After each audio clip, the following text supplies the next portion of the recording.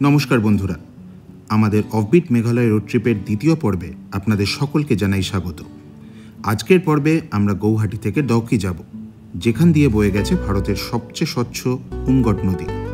রাস্তায় পড়বে উমিয়াম লেক, শিলং শহর এবং হাইওয়েতে একটা ভয়াবহ দুর্ঘটনার প্রত্যক্ষদর্শী হব আমরা। কলকাতা থেকে গৌহাটি কিভাবে পৌঁছালাম জানতে হলে আমার আগের ভিডিওটা অবশ্যই দেখবেন। ভিডিওটার লিঙ্ক দেওয়া রইল ডেসক্রিপশনে। তাহলে চলুন শুরু করা যাক আজকের পর্ব।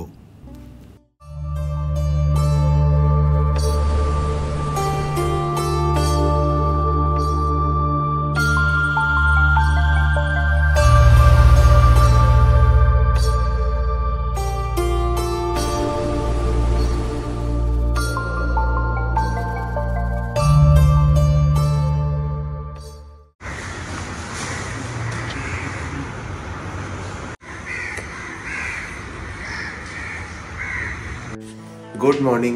আজকে আমাদের ট্রিপের সেকেন্ড ডে। এখন বাজছে ঠিক সকাল 6টা, কাটায় 6টা। আমরা সবাই রেডি। এখান থেকে এখন আমাদের প্ল্যান হচ্ছে আমরা শিলংয়ের দিকে রওনা দেবো। আজকের প্ল্যান হচ্ছে আমাদের ফাইনাল ডেস্টিনেশন ডাউকি, কিন্তু এখানে যেহেতু তাড়াতাড়ি সূর্য উঠবে, আমরা ভোর ভোর বেরিয়ে যাচ্ছি।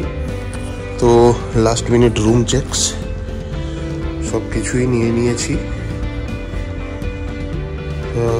ইয়েস, আলমারির ভেতরে কিছু আছে।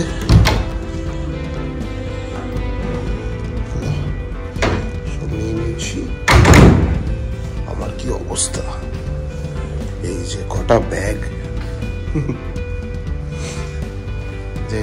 চল ভাই, ওরা নিচে নেমে গেছে। ব্যাগ নিয়ে জলদি আয়।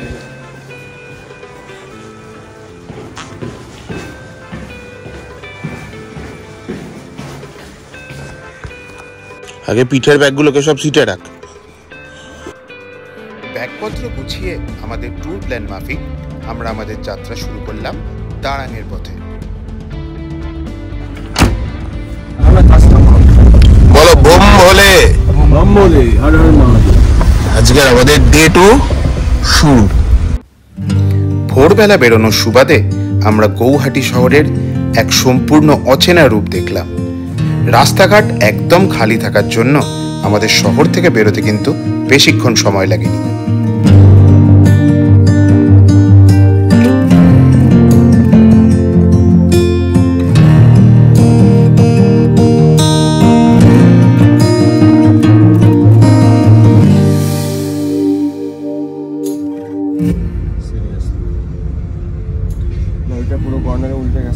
বেসিক্যালি কর্নারটা অ্যান্টিসিপেট করতে পারিনি যে এখানে একটা কর্নার থাকবে।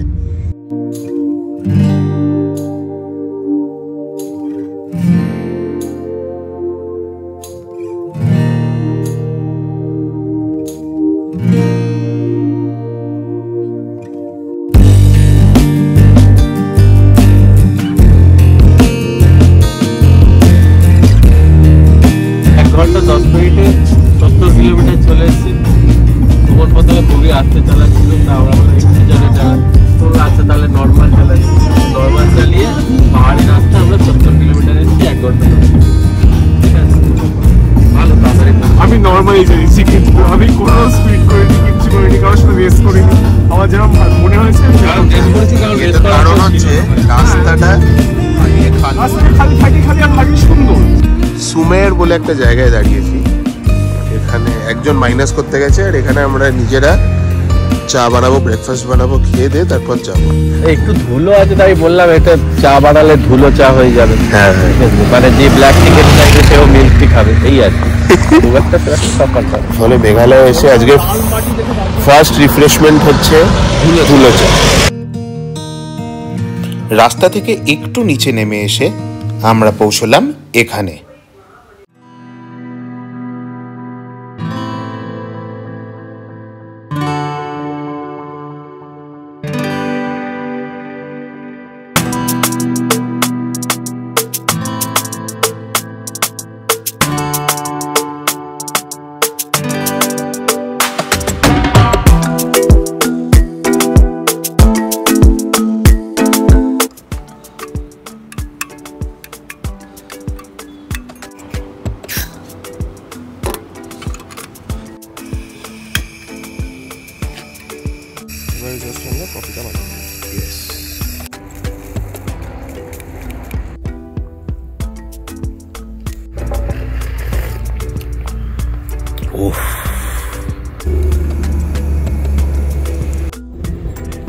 ম্যাগি পুরোপুরি রেডি হয়ে গেছে, থ্যাঙ্কস টু সুমন, ও দায়িত্ব নিয়ে এই জিনিসটা করেছে।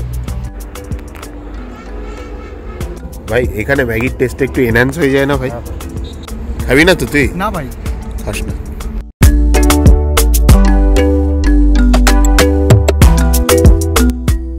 খাওয়া দাওয়া সেরে আবার আমরা আমাদের যাত্রা শুরু করলাম শিলংয়ের পথে।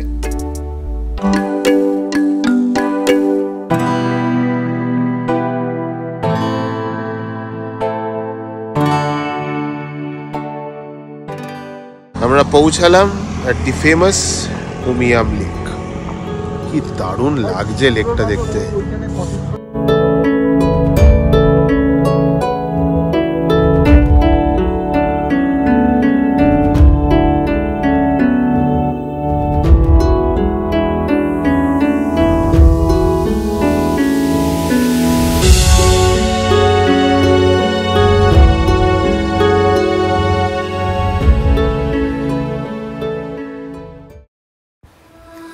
উমিয়াম লেকে কিছুক্ষণ সময় কাটিয়ে আমরা আমাদের জার্নি শুরু করলাম আমাদের ডেস্টিনেশন দারাং এর পথে। দারাং পৌঁছতে গেলে কিন্তু আমাদের শিলং ক্রস করতে হবে, অ্যান্ড শিলং বিখ্যাত তার ট্রাফিক জ্যামের জন্য। শিলংয়ে কিছু কেনাকাটা সেরে আমরা শহর থেকে বেরিয়ে লাঞ্চ করতে দাঁড়ালাম দ্য মুনলাইট ইনে। এটি লাইট লিঙ্কট বলে একটি গ্রামে অবস্থিত। খুব ছোট্ট ছিমছাম একটা রেস্টুরেন্ট, এদের খাবার দাবারও কিন্তু বেশ ভালো। আমাদের আজকের লাঞ্চ ফ্রাইড রাইস, আর এটা হচ্ছে চিকেন। কি ভাই এটা? গার্লিক চিকেন বলছে, মানে গ্রেভি দিয়ে গেছে। গার্লিক চিকেন বলেছিল কিন্তু গ্রেভি দিয়ে গেছে।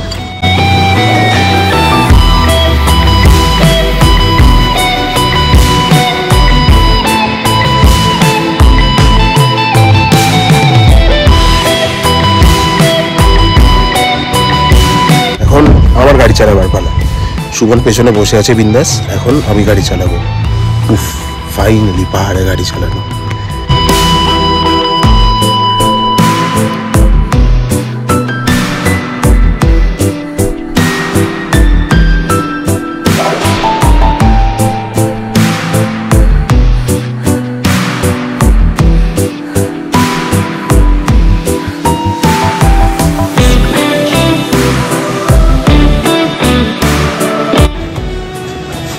প্রচুর ভাঙা রাস্তার ওপর দিয়ে গাড়ি চালিয়ে এসে নাচতে নাচতে কোমর খুলে গেছে আমাদের, কিন্তু ফাইনালি এসে আমরা পৌঁছালাম দারাং বলে একটা গ্রামে।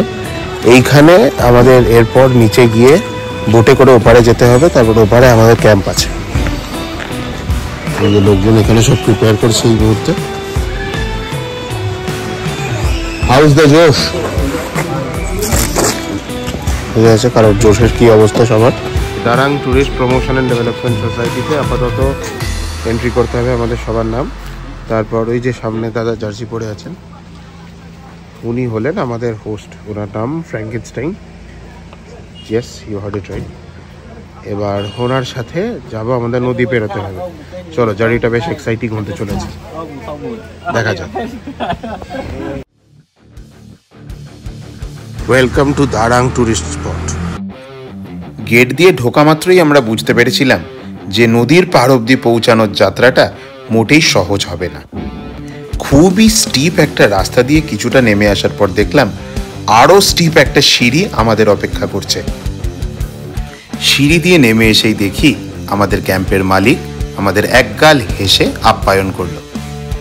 এই ভিউটা কিন্তু সাংঘাতিক। আমরা বন্ধুরা মিলে রীতিমতো পাগলই হয়ে গেছিলাম। কিন্তু তারপর দেখি এরকম বোল্ডারের ওপর দিয়ে ক্রস করে আমাদেরকে যেতে হবে নৌকায়, এবং তবে সেই নৌকা পেরিয়ে যাবে ওই পারে।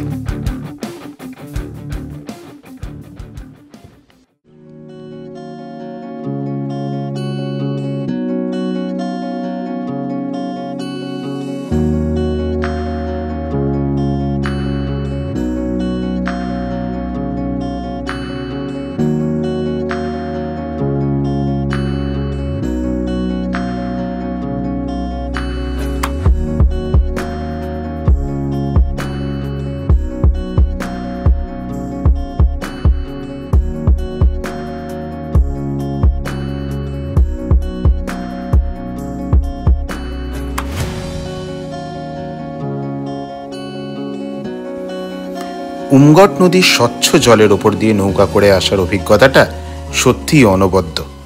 যাক, অবশেষে আমরা ক্যাম্পে পৌঁছেছি।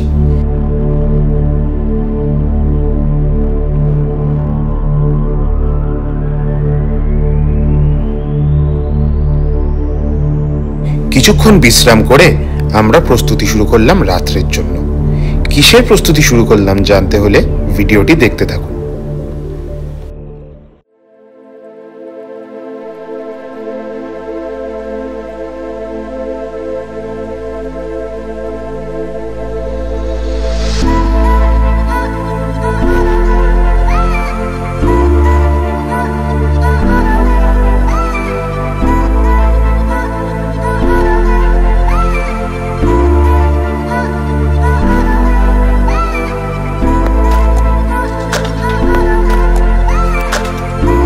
এই ক্যাম্পটার রাত্রিবেলার অ্যাম্বিয়েন্সটা অসাধারণ, একদম নিরিবিলি। ওই যে সামনে নদী চকচক করছে, দেখা যাচ্ছে ওটা নদীর জল। পেছনে পাহাড় থেকে এভাবে চাঁদ উঠছে, আর এখানে বনফায়ারের ব্যবস্থা চলছে। ক্যাম্পে আসার পথে শিলং থেকে আমরা চিকেন এবং কাবাব বানানোর সরঞ্জাম কিনে নিয়েছিলাম। সেটার ম্যারিনেশন যদিও আমাদের করতে হয়নি, ক্যাম্পের মালিকরাই অত্যন্ত যত্ন সহকারে ম্যারিনেট করে রেখেছিল চিকেনটা। বাঁশের তৈরি শিকে চিকেনের পিসগুলোকে সাজিয়ে শুরু হলো আমাদের রাত্রের কাবাব পার্টি। আমাদের বনফায়ারও মোটামুটি পুরো দমে চলছে, অ্যান্ড কাবাব অলমোস্ট হয়ে এসছে, অলমোস্ট। বাবা কি তাপ বেরোচ্ছে, ভাবতে ভাব। আমাদের কাবাবের ফার্স্ট লট রেডি।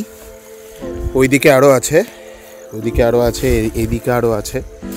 সেই জিনিসগুলো পরে করব, আগে এটা খাই তারপর। ওফ, এই না হচ্ছে মজা, এই না হচ্ছে বনফায়ারের মজা। কেমন লাগছে ভাই কাবাবটা? স্মোকি ফ্লেভারটা সেরা হয়েছে। ওফ, কেমন লাগছে ভাব?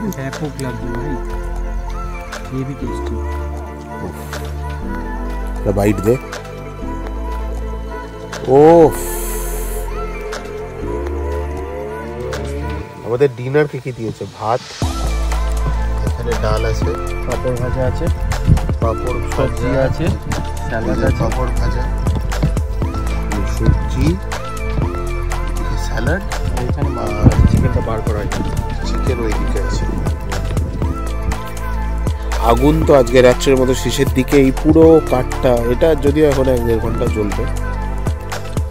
নদীর পাড়ে কিছুক্ষণ সময় কাটিয়ে আমরা আজকের মতো রাতটা এখানেই শেষ করলাম।